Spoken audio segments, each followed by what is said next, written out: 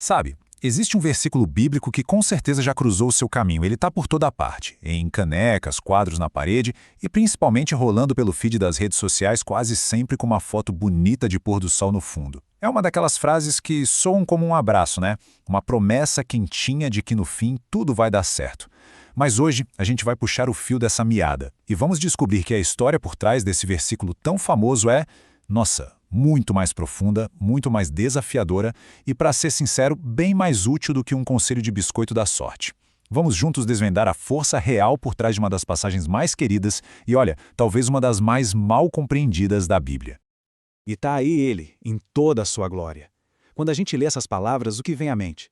Um alívio, um conforto, né? Aquela sensação boa de que existe um plano divino, pessoal, feito sob medida para o nosso sucesso. É quase como uma garantia cósmica de que aquela semana difícil no trabalho ou a preocupação com o dinheiro são só obstáculos passageiros que logo vão sumir. É a famosa teologia do vai dar tudo certo, servida na hora. Só que essa interpretação, apesar de ser um bálsamo, ignora completamente a ferida para a qual essas palavras foram criadas. E é justamente ao olhar para essa ferida que a gente encontra o poder real dessa promessa. Então vamos começar a desmontar um pouco essa ideia. A primeira pergunta que a gente precisa fazer é: para quem exatamente essa promessa foi feita? E a resposta, olha, muda tudo. Imagina receber uma carta cheia de palavras de esperança. Agora imagina que você não está lendo essa carta no conforto da sua casa, mas sim num campo de prisioneiros. O cenário para essa promessa toda não era um jardim florido, mas as terras áridas de um império inimigo. E aqui está a primeira grande virada da nossa análise. O pessoal que recebeu essa carta do profeta Jeremias não estava só passando por um dia ruim. Eles eram a elite de Judá, artesãos, nobres, líderes, que foram arrancados à força de suas casas, de sua cultura, de tudo. Eles viram Jerusalém ser saqueada e foram obrigados a marchar por centenas de quilômetros até a Babilônia. Eram exilados, prisioneiros de guerra numa terra estranha e hostil. Eles perderam tudo o que definia quem eles eram. Então, essa promessa não foi um sussurro num momento de paz. Foi um grito no meio de uma catástrofe nacional. E o choque de realidade não para por aí. A crise que eles estavam vivendo não era um probleminha de curto prazo com uma solução logo ali na esquina. Não era algo que se resolveria em alguns meses, nem mesmo em alguns anos. A mensagem de Deus entregue por Jeremias não era um plano de resgate imediato. Era, na verdade, uma instrução para aguentar firme, para perseverar e, como a gente vai ver, para florescer dentro de uma situação que ia durar a vida inteira daquela geração. Isso nos força a perguntar: que tipo de plano de esperança e futuro começa com a gente tendo que aceitar uma tragédia que vai durar décadas?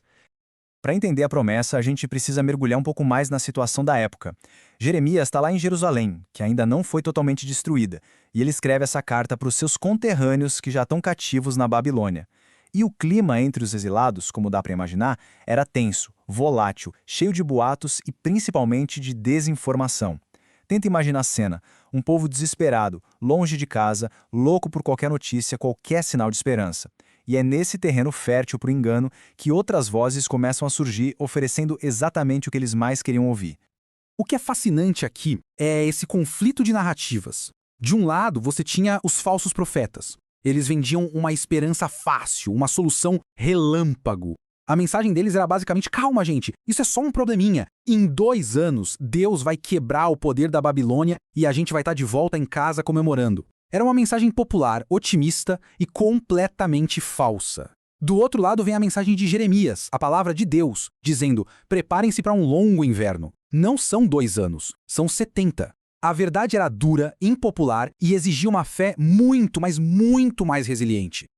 70 anos. Vamos parar um pouco para sentir o peso desse número?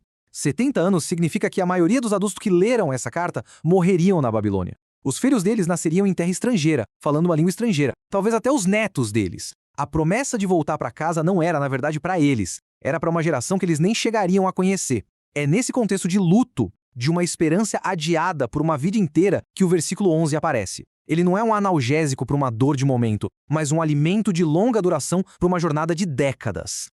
E aqui a gente chega no ponto central. Jeremias 29:11 não é uma promessa para cancelar os 70 anos de exílio. É uma promessa para dar significado a cada um desses anos. Era Deus garantindo, dizendo: olha, mesmo aqui, na terra dos seus inimigos, eu não esqueci de vocês. Mesmo nessa aparente derrota, o meu plano continua rolando. Essa espera, essa dor, esse tempo de silêncio não é um vazio, não é um acidente. É uma parte intencional e fundamental do meu projeto maior para vocês. Agora que a gente já estabeleceu todo esse contexto dramático, podemos fazer algo incrível. Ir além da nossa tradução em português e dar uma olhada nas palavras originais que foram usadas. O hebraico bíblico é uma língua riquíssima, cheia de nuances, e as palavras escolhidas aqui não são por acaso. Elas revelam a textura e a profundidade do plano de Deus de um jeito que a nossa leitura superficial simplesmente não consegue pegar. Vamos analisar 3 palavras-chave. A primeira palavra é a que a gente traduz como planos ou pensamentos, machashabot. Essa palavra não descreve um pensamento casual, um desejo que passa. Ela tem o peso de um cálculo, de um projeto feito de propósito. Pensa num arquiteto debruçado sobre a planta de um prédio enorme, onde cada viga, cada pilar, cada janela tem uma função específica. Os machashabotes de Deus são assim, planos complexos, projetos soberanos. Deus não estava só pensando coisas boas sobre o seu povo. Ele estava, na verdade, executando um projeto de arquitetura pré-existente para o futuro deles, onde até o exílio na Babilônia era uma fase necessária da construção. A segunda palavra é talvez a mais famosa de todas, shalom. A gente traduz como paz, mas o nosso conceito de paz geralmente é negativo, né? Significa ausência de conflito. Mas shalom é infinitamente mais positivo, mais completo. Significa plenitude, integridade, bem-estar em todas as áreas da vida. É a saúde do corpo, a prosperidade da comunidade, a harmonia de um ecossistema. Quando Deus diz que tem planos de shalom, Ele está prometendo trabalhar para a restauração completa do seu povo, para que eles se tornem inteiros de novo, espiritual, social e fisicamente. E o mais chocante de tudo? Esse processo de shalom ia começar ali mesmo, na Babilônia. E, por fim, a promessa de dar esperança e um futuro. A palavra hebraica para esperança aqui é tikva, e a origem dela é fantástica. A raiz literal da palavra tikva é corda ou cordão. Isso muda completamente a nossa ideia de esperança. A esperança na Bíblia não é só um sentimento otimista ou um desejo vago de que as coisas melhorem. É algo concreto. É uma corda forte, segura, que está firmemente amarrada em um futuro que Deus já garantiu. É algo que você pode se agarrar com toda a força no meio da tempestade, não porque você é forte, mas porque a corda está ancorada em algo que não se abala. Bem, armados com esse entendimento bem mais profundo da promessa, um plano de arquiteto para a plenitude total, conectado a nós por uma corda de esperança, agora a gente consegue entender a instrução prática que Jeremias dá para o povo. Porque o plano de Deus não era algo para ser esperado de braços cruzados, passivamente. Exigia uma participação ativa, uma resposta que, na época, era completamente radical e contraintuitiva. Dá uma olhada nessas ordens. O instinto natural de um exilado é viver com as malas prontas, só esperando a hora de voltar para casa. Mas Deus diz, desfaçam as malas. Construam casas permanentes, plantem pomares, que levam anos para dar frutos. Casem seus filhos, formem famílias, mergulhem na vida desta cidade. E aí vem a instrução mais chocante de todas. Orem e trabalhem pela Shalom da Babilônia, a mesmíssima cidade que os aprisionou, porque na prosperidade dela vocês vão encontrar a sua própria prosperidade. Em outras palavras, floresçam exatamente onde foram plantados, mesmo que seja num solo hostil. E isso ilustra de um jeito brilhante a lógica do plano de Deus.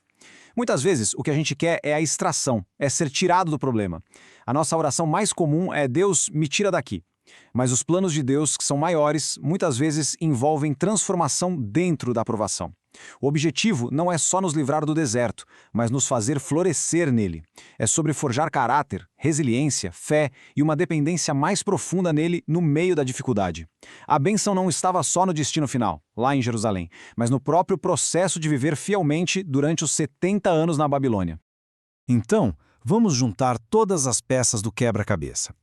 O que acontece quando a gente pega um versículo que tratávamos como um amuleto da sorte e o coloca de volta no seu contexto de tragédia nacional, o analisa pela profundidade da língua original e o vê acompanhado de instruções tão radicais? O resultado é que a nossa definição de esperança é completamente transformada. Ela deixa de ser algo frágil e sentimental e se torna algo robusto, resiliente e, nossa, incrivelmente poderoso. Essa é a essência da tikva. A esperança que Jeremias oferece não é a atitude de pensar positivo e torcer pelo melhor. É a ação de se segurar firme numa corda que Deus estendeu do futuro garantido até o nosso presente cheio de incertezas.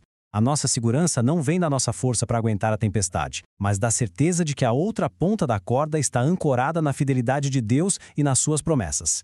É uma esperança que nos puxa para frente.